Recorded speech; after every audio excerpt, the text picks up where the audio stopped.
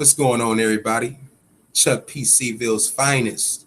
Here with my right-hand man from the land, Mr. Carl Cleveland. And you know what? It's kind of sad that we have to start this special edition of KTFO on a sad note. This past Monday, kicking off fight week, we lost a legend.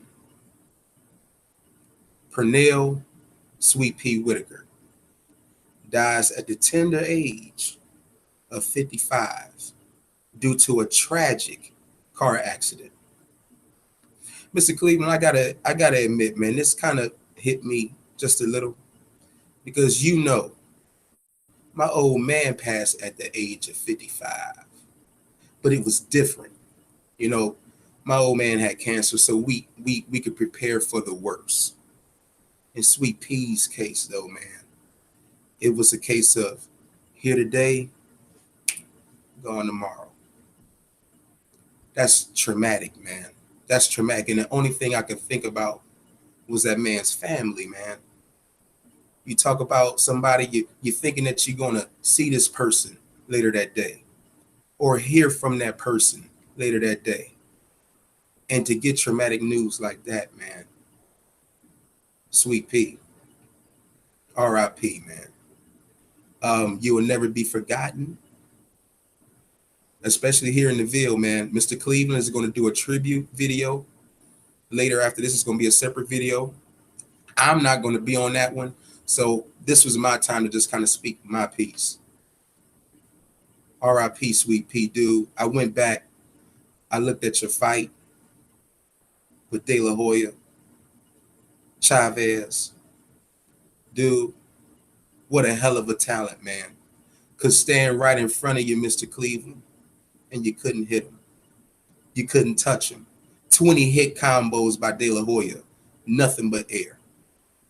What an amazing talent Sweet Pea was, man. R.I.P. Sweet Pea. And with that being said, Mr. Cleveland, we have to put on for Sweet Pea now. This show is dedicated to you, baby. And each and every fighter in that ring, man, tonight, don't forget about Sweet Pea, because he's smiling down on this great night, man, on this great night of boxing. Welcome, everybody, to Knock the F Out podcast number 27, man. This is going to be a special night. We've been waiting and anticipating, Mr. Cleveland. We even got a hell of an undercard, but wait a minute, the party started last night, man. We had Teofimo Lopez last night. He won his fight. Tonight, we got a lot going on, man. Dude, we even got action across the pond going on. The undercard for tonight on fire. Ugas was on the undercard, Mr. Cleveland, going up against Omar Figueroa. And the winner of that fight would be the mandatory for the WBC welterweight title. Big fight there. We got, what's the heavyweight? F.A. F.A. Ajabe. Yes. He's in action. What an undercard we got here, man. And the main attraction of the undercard, and I want to go ahead and get this on out the way. I want to give a big shout out to Caleb Plant, man. Going up against Mike Lee, both undefeated, but we know somebody's O has to go. And I have all the faith in the world that Caleb Plant is going to beat the hell out of Mike Lee tonight. I was looking at the last press conference, and Caleb Plant said, because Mike Lee is a Notre Dame graduate, very, very smart, intellectual guy. And Caleb Plant said, I'm going to tell you something. On Saturday night when that bell ring, I'm going to give Mike Lee a lesson that he didn't learn in Notre Dame. I can't wait to see that fight tonight.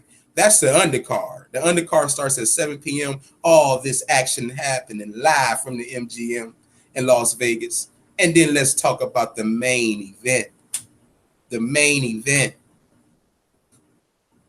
8 Division Champion Manny Senator Manny Pac-Man Pacquiao challenging the current welterweight champion, undefeated Keith one-time Thurman. It's going to be a special night tonight. Before we knock out some news, Mr. Cleveland, you got anything you want to say, my brother? Man, I feel the same way about you. I've been so hyped. Like you said, the week started off bad. I'm glad I didn't do the tribute to Sweet Pea that day because, man, I was sick. You would have felt like I lost somebody in my family, even though I didn't know the dude. I had my stomach was in knots, man. It was just sad. But as the week went on, it got a little better. Anticipating these fights, man. Been waiting for this. And like you said, it's a great undercard, man. If these fights live up to the hype, or if they even come close, it's going to be a great night for boxing, man. Oh, yeah, most definitely. Most definitely. And let's start with what's going on across the pond later on today. We have Dillian Whyte going up against Oscar Rivas. Dillian Whyte.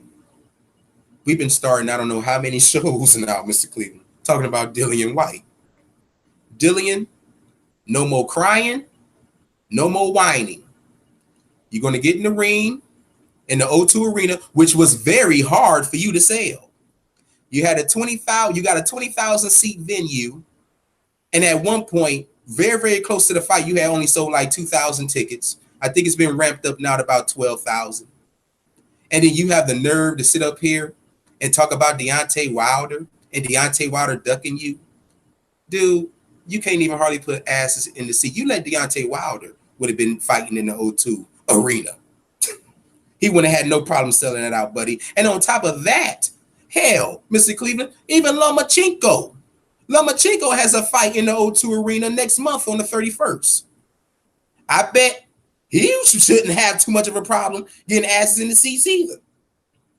I bet he'll get more asses in their seats in the O2 Arena than your ass will, Dillian. So here's the thing, man. Go on out there. You claim you want Wilder so bad. We'll prove it later on tonight. Because you're going to have your hands full against Oscar Rivas. And I wish you luck. Mr. Cleveland, anything you want to say about Dillian Whyte? Dillian the slave catcher White, you've been bitching and complaining about fighting Wilder. The WBC then finally said we tired of hearing you bitch and made this for the mandatory position. So whoever wins this fight gets Wilder. The weigh-in yesterday, Dillian Whyte did not look in shape. He looked in better shape for his fight against Derek Chisora. I really hope he don't have Anthony Joshua syndrome where he worrying about Wilder and then come in there and get knocked out. I'm not going to lie. I want Dillian Whyte to win this fight because I want Deontay Wilder to decapitate this pencil head, loud mouth, nobody. Now, I will give him credit because, like you said, we've been starting off talking these podcasts about his ass, and that's because of all the shit he's been talking. This dude, I don't know what's up with these cats from across the pond that they not living in reality. And I'm tired of the propaganda being spread that Deontay Wilder has been ducking this dude. You got Teddy Atlas, who's supposed to be a respected journalist, coming out repeating these lies that Eddie Hearn is giving him, saying that Dillian Whyte has been the mandatory for 600 some odd days. The lie detector determined that's a lie. His last two mandatories were Dominic Breazeale, Bermane Stiverne. You have not been the mandatory. I will say you have been ranked number one because you won that WBC silver title. But the WB says if you want a shot at the regular title, you have to fight a final eliminator. Instead of him doing that, he wanted to go his own route, then bitch and complain that he's not getting a fight. Follow the rules. You'll get the mandatory. All I know is you better not be overlooking Oscar Rivas or your ass will be on the canvas tonight. So pencil head, slave catcher, I'm rooting for you because I want Deontay Wilder to knock your head to the 12th row when y'all finally do fight to shut you up. You better win. That's all I got to say on that dude, man. I'm with you, man. Absolutely, man. Now, in other news, check this out. Jared Swift heard he fires his longtime trainer Ernesto ahead of his rematch against J-Rock. And then he cuts his hair off. He gets a new do and everything like that. Listen. Mr. Cleveland, I don't care who Jared Hurd hires as a trainer. I don't care what hairdo he's rocking. I do not think he has what it takes to beat J-Rock in a rematch, man. Dude, we saw a new and improved J-Rock Williams when he fought Jerry Hurd. He outworked the shit out of Jerry Hurd. He was stronger, more accurate. He was the complete fighter in Jerry Hurd's own backyard. Me personally, brother, Jerry Hurd has no defense. He needs to work on that. I just don't see him beating J-Rock even in a rematch. I mean, anything you want to say about that? I ain't know he cut off the Odell Beckham, man. I guess he felt like the Odell Beckham was too much weight and his defense would be better. But remember the young cat I was telling you about, Keyshawn Davis, who gave Teofimo Lopez the business and sparring. Yeah. From what I was hearing, he's working with his trainer, man. I do believe that his defense can be improved, but I do not agree with him taking this immediate match right now. If you're going to switch trainers, man, I can't see whatever he's giving him is going to help him this first fight out, man. Second or third fight, yeah, I can see that. But going right back into the rematch immediately, I really don't see what one training camp is going to be able to do to help him. It's to me, it's similar with Anthony Joshua fighting Andy Ruiz. Anthony Joshua has the tools to beat Andy Ruiz. I just don't think he can get what he needs in that one training camp to be able to win. 2 or 3 fights, build up fights, get your confidence back. Yeah, I can see Swift Hurd being able to improve to the point where he'd be able to beat J-Rock. But going right back into it, nah, man. He's too set in his ways. And like I said, it's going to take more than one training camp to get out of all of those bad habits. It's going to take more than one training camp for him to bob and weave or to parry shots instead of using his face as his defense. Because that was the thing with Jerry Hurd, man. We all knew. Even though we didn't pick J-Rock, we knew his style was eventually going to catch up with him, man. And it got to the point where it's like, I get tired of picking against the dude because what he's doing is effective, man. He's been able to wear people down and then stop them late. But that was a different animal he fought in J-Rock. J-Rock was determined. He was hungry. He was not going to be defeated. He was not going to lose. He was not going to take no for an answer. That J-Rock was inspired. And I don't think he wants to lose this belt anytime soon, at least not to Hurd. So this first fight out, I think is a mistake for Hurd jumping right back into the rematch. But we'll see, man. Yep, most definitely. Now, something that's going on, man, we had talked about this the other day, but I had got more news on this yesterday. So Mikey Garcia, man, he's shopping around now. You know, he had a meeting with the Bob father last week, Bob Arum over here in Top Rank. And now he just had another meeting with Eddie Hearn in Matchroom. Now, this is kind of mind-boggling to me, man, because, you know, all right, him and Bob Arum, they have a history, okay? So I was like, well, maybe he's going to Bob probably, I don't know, probably for a Lomachenko fight. And if he's staying at 147, maybe they're trying to set up something between him and Bud Crawford. But now I'm hearing them going over the Matchroom, and it's like, first of all, man, I thought he was trying to go into business for himself. I didn't think that he was even trying to sign with anybody. I thought he was going to try to go the Floyd Mayweather route. But I don't know, man. What do you think Mikey's going to do, Mr. Cleveland? I actually think he's going to end up signing with Eddie Hearn. He's going to get that bag of money that the zone has been throwing out to these fighters because nobody is joining him, man. I believe he wants to do the Floyd Mayweather route where he's in business for himself. However, Mikey knows that if he takes another loss, it's done. He's not going to fight Bud with Top Rank, man, because he knows Bud is going to beat him. He's trying to take the easiest route to make the most money, and then maybe at the end of his career, he'll take another L. If he goes to the zone right now, who does the zone really have for this dude to fight at 147? Jesse Vargas? He should beat the brakes off of Jesse Vargas, man.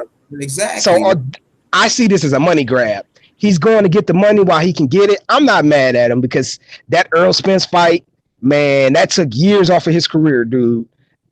People think I'm exaggerating. That Earl Spence fight took at least 8 fights off of his career, man. The beating he took was unmatched. I have not seen a one-sided, decisive ass whooping like that in a while. Most fights are give and take. You know, the opponent, the loser normally has a little bright spot where he has some success. Mikey couldn't do nothing right in that fight, man.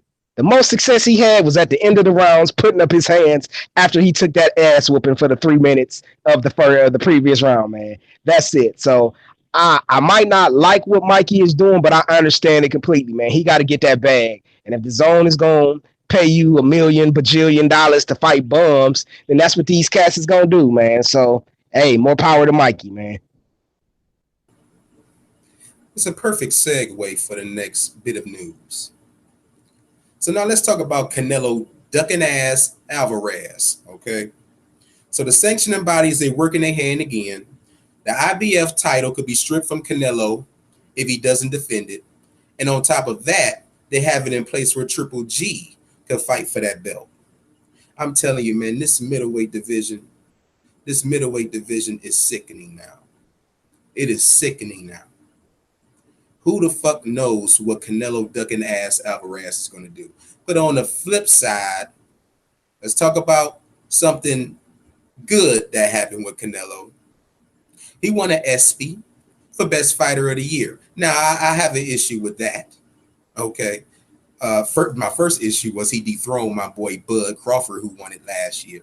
You know, but other than that, dude, what he only fought Danny Jacobs this year? I mean, dude, what other fighter did he fight this year? And another thing, why do they give that damn award out so damn fast? Dude, it's only July. It's only July. He only fought Danny Jacobs, and you give him Fighter of the Year? I don't understand that shit, man. But I am happy for somebody, though. I'm happy for Andy Ruiz because he got the upset of the year when he got that big victory over Anthony Flopshaw. So I am happy about Andy Ruiz. I am very happy about that. But I do not understand the whole Fighter of the Year thing. And the only name that he had, a credible name, was Danny Jacobs. You know, so I mean, I just don't understand that, man. But Mr. Cleveland, you want to touch on that? Or are you talking about Canelo ducking ass Alvarez these days? I don't know who Canelo is, but Sweet and Low. Let me backtrack. I think ESPN does it a calendar year, so it may have been from like June of last year, 2018, to June of this year, 2019. But even if you still do that, who did he beat? He beat Gennady Golovkin, which some people thought he lost. I thought Sweet and Low won. He beat Rocky Fielding, another British Bum Brigade member, and he beat Danny Jacobs. To me, that's not Fighter of the Year worthy. And then you add on to the fact that Sweet and Low tested positive for a fucking banned substance, and this is the guy you give your Fighter of the Year to. It's like, that was all political, man. I don't agree with that at all. Like you said, I'm glad that my man, the snicker eating fool Andy Ruiz, he won upset of the year because he deserved it. That's something I can get behind because that's legit. But as far as Canelo, Sweet and Low being boxer of the year, nah, man. I can name 5 other dudes who should have got boxer of the year as opposed to this guy, man. So I'm sorry. Sweet and Low, no go. No, not at all. Yep. Now, let's talk about some confirmed fight dates. See, because that's what we do over here in the Ville, man. We don't do speculation videos. We don't do, well, maybe they should do this or maybe, we don't do that. We give you confirmed news, okay? Still talking about a little bit of Canelo here. So the first confirmed fight, we have Kovalev going up against Anthony Yarde August 24th from Russia, which means no Canelo for Kovalev, all right? I think this is going to be a great fight. Anthony Yarde is hungry guy, but I'm still going to give the edge to Kovalev. What do you think about that fight, Mr. Cleveland? As much as I want to pick Anthony Yard because I really dislike Sergey Kovalev, I can't pick him because he hasn't shown his level of competition hasn't shown me that he's ready for Kovalev. His conditioning, to me, he's a light heavyweight version of Anthony Joshua, man. You look at him, he's chiseled. He got the looks of somebody who should be a badass. But as you know, muscles don't mean nothing when you boxing, man. As a matter of fact, most dudes who got those muscles and easily fatigue in the later rounds, man. I hope he's coming correct and he's going to take the fight to Sergey because he's in Russia. You're not going to get a decision, so you're going to have to win by knockout. I don't know if he's prepared to do that. So it should be a good fight. I'm hoping that this is the step-up fight and that Yard is going to show us what he's really made of, man. But if you guys are betting on this fight, I wouldn't tell you to put money on Yard, man, because I'm not confident in myself. I'm not going to tell y'all to do something that I wouldn't myself do. I can't sit up here and tell y'all to put money on Yard. Now, if you just want to pick him to win, go ahead, man. Ain't nothing wrong with that. But I would be a little leery about putting some Skrilla down on Yard for that upset because, like I said, I can't see him winning no decision in Russia. He's going to have to knock out Sergey, man.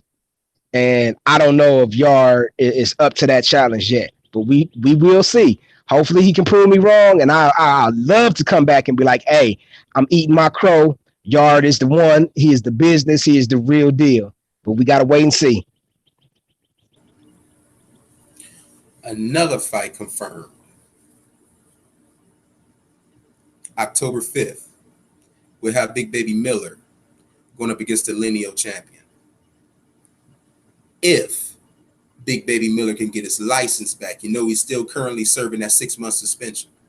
And if you count the months, I don't think he will get them on time. Unless I don't think he's going to get that. It might be that other cat, Trevor Bryan, man. But we got to wait. We got to wait to see. Yeah, because, you know, I was counting the months, and I'm like, I don't think he's going to make it, man. Yeah, because the months didn't add up to me neither, man. So we got to wait for that one. Yeah. So we'll see what happens, but we'll definitely keep you informed. But the lineal champion will be fighting somebody October 5th. And continuing on with the lineal champion, he confirmed the big one between him and the bronze bomber, Deontay Wilder. The rematch is happening February 22nd from Las Vegas, and I can't wait for that one. Mr. Cleveland, I'm pretty sure you feel the same way. It's some unfinished business. I really don't know if that one's confirmed because if Andy Ruiz beats Joshua in the rematch, I can see Wilder going and getting that the undisputed before he fight Tyrone Bigham, aka Big Coke, Tyson Fury. The swerve. Okay, I got you. That's because especially I saw this happening when Deontay Wilder came out and announced it, and then nobody, we haven't signed. We're not fighting Wilder. I'm like, oh, so that's the game you want to play. So don't get mad when Deontay Wilder does the same thing to your coke sniffing ass. That's all I'm saying. Well, stay tuned, man. We're going to see what happens. Oh, Mr. Cleveland.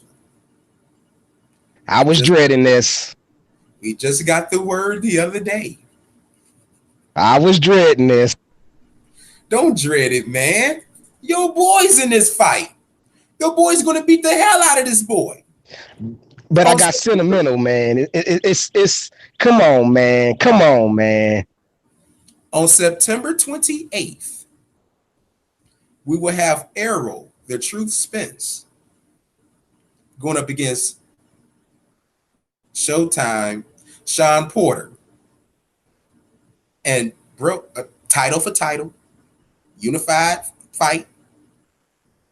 But Mr. Cleveland, you know how you always say there's levels to this, right?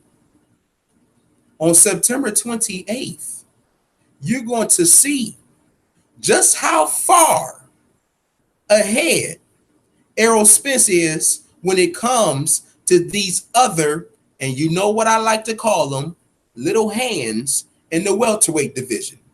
Your Ugases, your Dannies, your Sean Porters, and hell, I even hate to say it, but even your Keith Thurmans, who's going to be in action later tonight.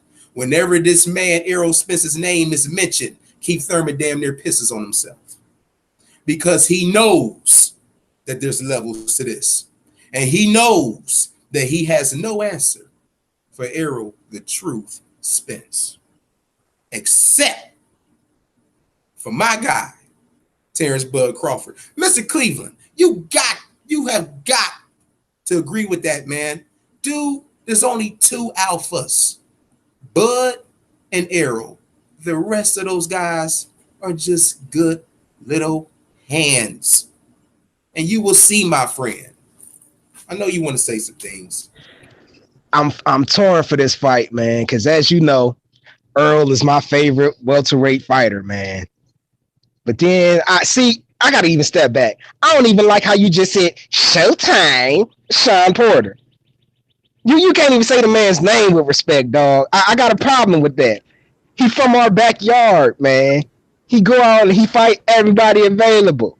He a dog. He ain't got no quit in him. And you can't even put some respect on my man's name.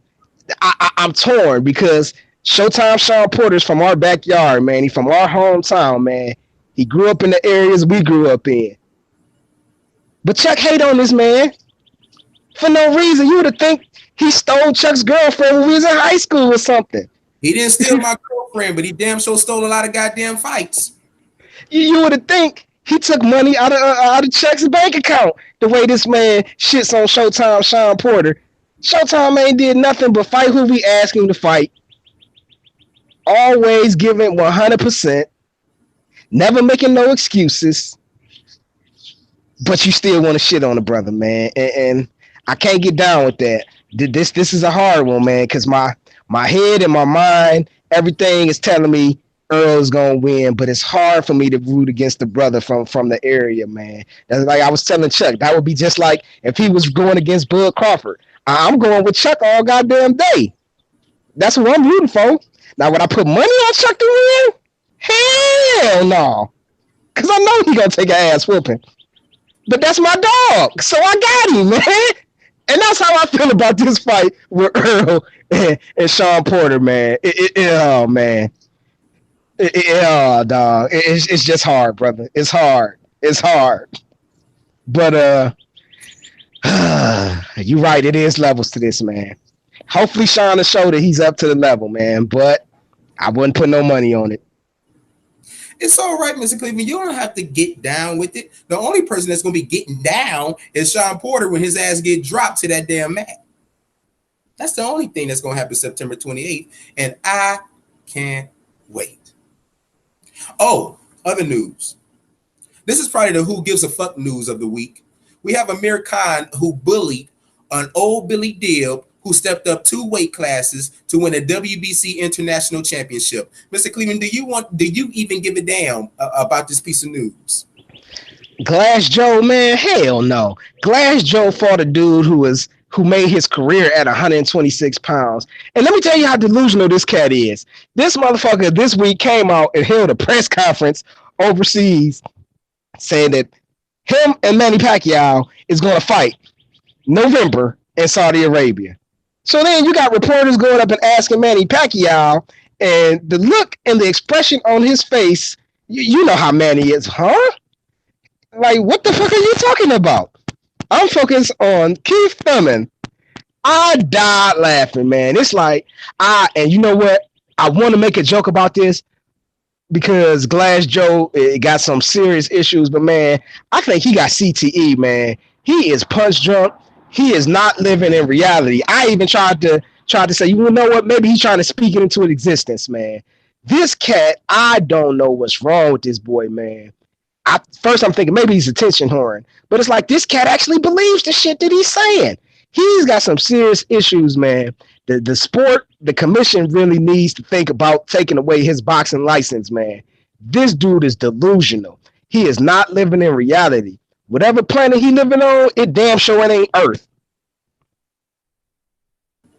And you damn sure right. He need a CAT. He need a CAT scan. That's what the hell he need. Probably too many blows to that damn chin that then fucked him up, bro. It's something that's he punch drunk, man. He is punch drunk. Yeah. But let's talk about some credible fighters. Let's talk about some young and coming fighters. Mr. Cleveland, I got to tell you, man, boxing is in good hands, my friend, with these young and up and coming hungry lions, man. You talk about your Shakur Stevensons, who dog walked his opponent last week. Dog walked him. We had Teofimo Lopez last night, who didn't look really good last night, but we talked about this earlier, Mr. Cleveland. He did go up against a guy who was much taller than him. He wasn't used to that. Not making excuses, but hey, at the end of the day, he got the job done. He clearly won the fight. He's still a young, hungry lion. Devin Haney, man. Devin Haney. I mean, him and Shakur Stevenson, man. They're like, neck and neck. I like Ryan Garcia, man. These guys, these little young pups, they're cold, man. But my question to you, though, Mr. Cleveland, who do you like the most out of all of them? It's a two. I really like Shakur Stevenson. I think Shakur Stevenson is ready for a title fight right now. When I look at Shakur Stevenson, I see somebody who's got all the tools. He can punch, he can box, he's got great defense, he's got great lateral movement. The only thing that he does not have is experience. So if I had to really label him, I would go Shakur number one, then right under Shakur is Devin Haney, man. I don't think he has as much skill as Shakur, but he's got everything else, man. So those two dudes are like the creme de la creme, the cream of the crop, the top of the barrel as far as it's concerned with these young prospects / hungry lions / future champions. Those two guys are going to be the truth, man.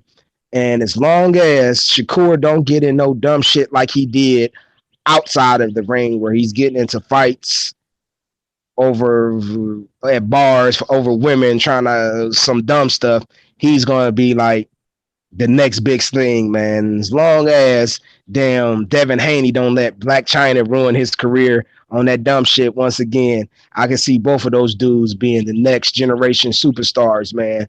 They're going to be talking, man. I really think like they're going to be talking about Shakur Stevenson in the ilk of Roy Jones, in the ilk of Floyd Mayweather, in the ilk of Shane Mosley when they was coming up in their primes, man. That's Shakur has everything you want in a fighter, man. He got the looks, he got the style, he got the smile, and when he come to fight, he come to finish, man. It looked like he enjoys putting pain on his opponents, and as a fight fan, that's what I love to see, man. I love to see it. So Shakur, he's probably my number one. I definitely agree, man. 1A, 1B with him and Devin Haney, and I have Shakur Stevenson as 1A. Yeah, and like you said, we had got into that little, scruffle back then, but he definitely learned from that. I think, man. I definitely think he learned from that. Good kid, man. Good kid. And like you said, man, he hunts you down with a smile on his face. Don't he, though, man? Yeah, he hunts you down with that smile on his face, and please don't let that smile fool you, because he coming to kill your ass. And I love that about Shakur, man. I'm with you on that 110%, man. Now, Mr. Cleveland, let's talk about it. Let's talk about the main event for the evening. Dude, we've been waiting and anticipating, like I said earlier, man. 8th Division Champion Manny Pac-Man Pacquiao going up against Keith one-time Thurman for the Welterweight Championship. You know something, Mr. Cleveland? This is our Pacquiao anniversary. When we first started Knock the F Out podcast in January, the very first fight we covered was Pacquiao and Broner, and which was nothing more than a spar for Pacquiao. Okay. What more can you say about this man, Manny Pacquiao, man? 61 wins, 7 losses, 39 knockouts. You got to be impressed with this man's resume. You talk about him moving up 2 weight classes to fight De La Hoya, man, and the Moraleses of the world, man. Dude, this man has done it all. He's a legend, man. He's a legend. 2 decades. And what makes him even more special, Mr. Cleveland, is to this day, he still dares to be great. Now he wants all the newer, younger stars of the welterweight division. He wants to see how he stacks up with these guys now. And I got to tip my hat to Manny Pac-Man Pacquiao, man. Mr. Cleveland, anything you want to say about Pac-Man before we get into the keys to victory? Uh, he's doing what I want a fighter to do, man. If you're gonna fight in the sport and you're gonna fight for actual belts, you gotta fight these young, up and coming, hungry lions. You do that, I'm not gonna have no problem with it. Like you said, you went down the resume. Oh, you forgot the classic fights he's had with Juan Manuel It's too Marquez, many. man. Too many. Yeah, the man he's put on for the sport, man. So to see him at the age of 40 still going up against somebody who in theory should beat him is just it's a you got to tip your cap to him, man. So Manny Pacquiao showing you that age ain't nothing but a number. So I'm looking forward to this fight, fam. I'm looking forward to it. We know this is going to be a test for Pacquiao. He's going to be against a guy with more power. It's bigger. You know, you might get some debate as far as the ring IQ. You got some people that say Pac-Man got the high. Me personally, I think Keith Thurman has the higher IQ. But the thing is, how will Pac-Man survive Thurman? This is what I want to. I want to point some things out here. All right. If I was a betting man, I don't think round one is going to be much of a fill-out round this time. I actually think Keith Thurman is going to actually try to go out here and exchange with Manny Pacquiao, man. I think he wants to know if he could exchange with Pacquiao and take a punch from Pacquiao. See, here's the thing, man. When they exchange, because it's going to happen, Pacquiao is definitely going to have to get the better of that exchange, man. He's going to have to get the better of that exchange because once he does, and if he can make Keith respect him, enter Keith Runtime Thurman. You already know this, Mr. Cleveland. He going to start working that jab, and he going to start running around this motherfucking Pac-Man, sticking and moving, and trying to win off points, just like Mayweather did. But he can run, but he can't run forever, Mr. Cleveland. There's going to be times in this fight where Pac-Man's going to trap him, either in the corner or against the ropes. And once that happens, Pac-Man, that's when you start your assault. But be very careful. Be very careful and watch for that counter. Because I'm going to tell you something, Mr. Cleveland. I watched that fight between Sean Porter and Keith Thurman. And not just that fight, but even the Josecito Lopez fight. Dude, when Keith Thurman was against the ropes, he looked so damn vulnerable. I think Pac-Man, if he could get him against the ropes and go to the body, Keith Thurman's kind of vulnerable when it comes to the body. If Pac-Man can do that and outbox Keith, I think Manny Pacquiao will have some success. What you think? What are your keys to victory for Pac-Man? All right. I'm going to actually I'm gonna start off with Thurman first, then I'm gonna go to Pacquiao.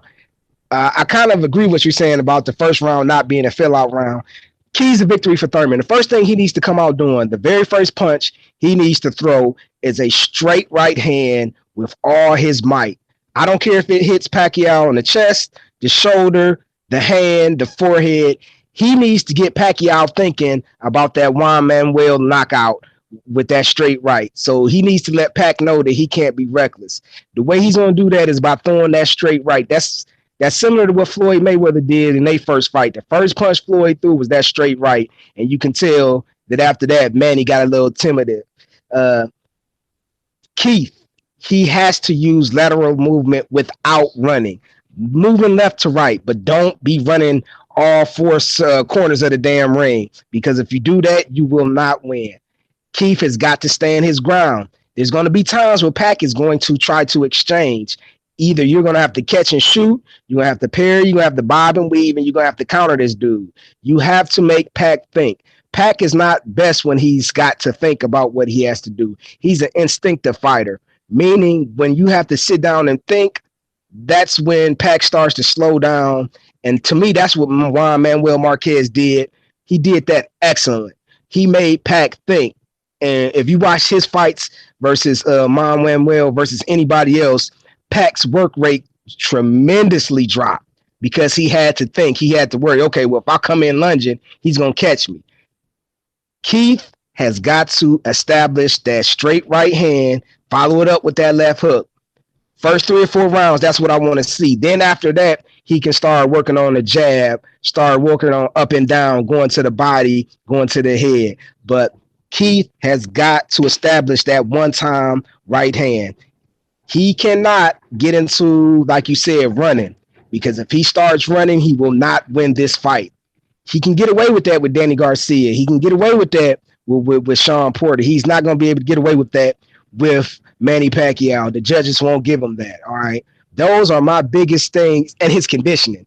If he runs out of gas, he's going to be on his ass. So those are my keys to victory for Keith Thurman. For Manny Pacquiao has got to come in and not be off balance. A lot of the times, he'll throw shots and then he'll be off balance. If he's off balance and Thurman catches him, he's going to be on the floor.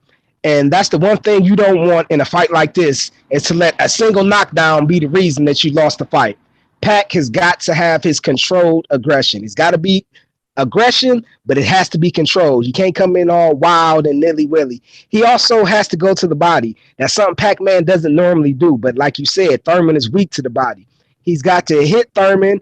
And when he's got, like you said, when he got Thurman against the ropes, when he got him in the corner, do not go in there all rushing and all wild, because Thurman is a decent counterpuncher. Like you said, in those fights against Sean Porter and Danny Garcia, I saw Keith Thurman land some counter right hooks that had to make the opponent step back. If he hits Pacquiao with that, it could hurt him. So Pacquiao's controlled aggressive. He's got to land that straight left, of course, but Pacquiao also has a sneaky right hook, man. He's going to have to land some of those right hooks. Pacquiao needs to work the jab.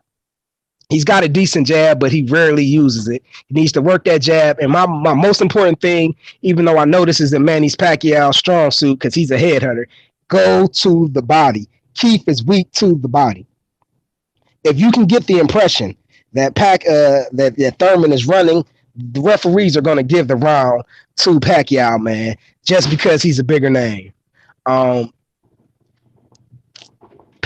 really, I just don't want him to be wild, because if he gets wild, he's going to get countered and it's going to be a bad night for him. So those are the keys to victory for Thurman. Those are the keys to victory for Manny. So let's talk a little more about Keith Thurman. 29 wins, no losses, 22 knockouts.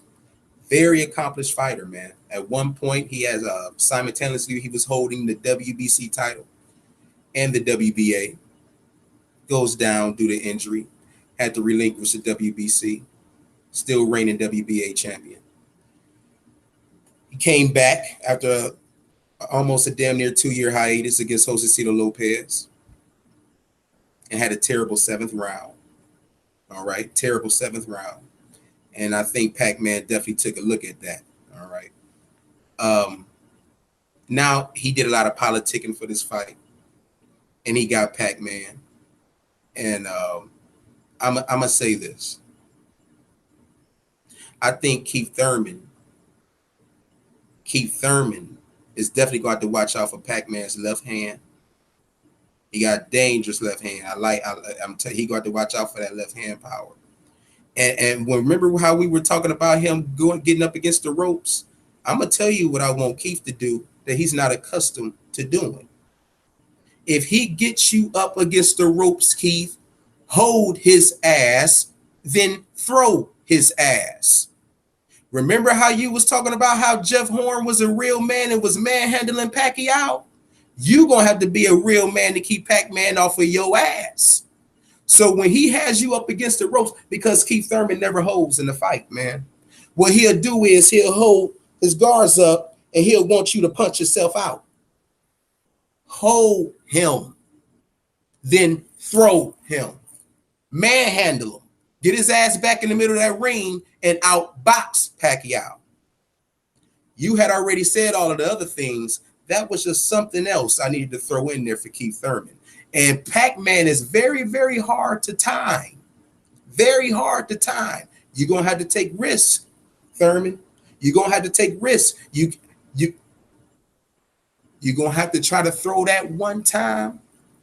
And if you catch him with that one time, because he's hard to time, but once you catch him with that one time, Mr. Cleveland, this fight is gonna be over in no time. If Keith Thurman can do all of that stuff, he'll walk out the champion. And I'm gonna tell you something, man. He needs this fight. He needs this fight. I'm about to go ahead, man, and go on with the prediction. You want to know who got me really hyped for this? Freddie Roach really got me hyped for this fight, man. Dude, he said Keith Thurman looked like a bitch. He talking like a bitch. And when he feel Pac-Man's power, he gonna run like a bitch. Well, Freddie, you know what I got to say about that? Keith ain't going out like that, man. Keith gonna braid that goddamn hair up and square up tonight. Keith needs this fight. You wanna know why he needs this fight? So he can keep running his mouth. Keith loves to run his mouth. That's how he got this one. All the politicking. I'm telling you, man, you know what he's gonna do. He wins this fight and he's going to brainwash the casuals. You know, we know better. The hardcore fans know better. But he's going to brainwash the casuals into thinking that he is the best welterweight in the world after he wins this fight. I don't really think he should do that because even if he wins, I don't think he's going to get much credit for it. You know, you beat an old man.